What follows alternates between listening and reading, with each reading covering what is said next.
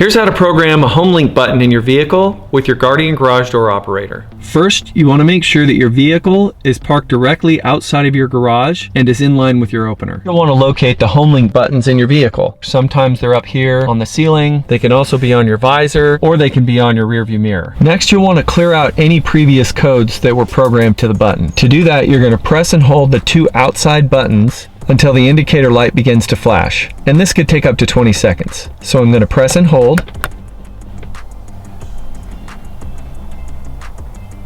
Now it's flashing. I can release and they're cleared. Next, take your remote and hold it about 1 to 3 inches from the buttons. We're going to push and hold the home link button at the same time we press our remote button that we use to open our garage door with, and we're going to hold these two buttons until the indicator light flashes rapidly. And this could also take up to 20 seconds. So now it's flashing rapidly, I can release, and now it's programmed. I'm going to test it, press and hold it, and the door opens. Press and hold it, and it goes down.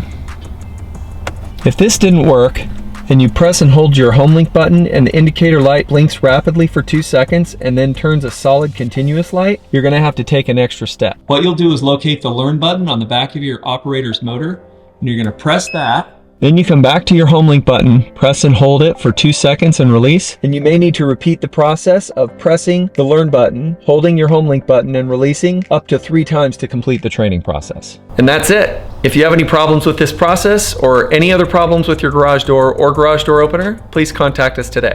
We can help.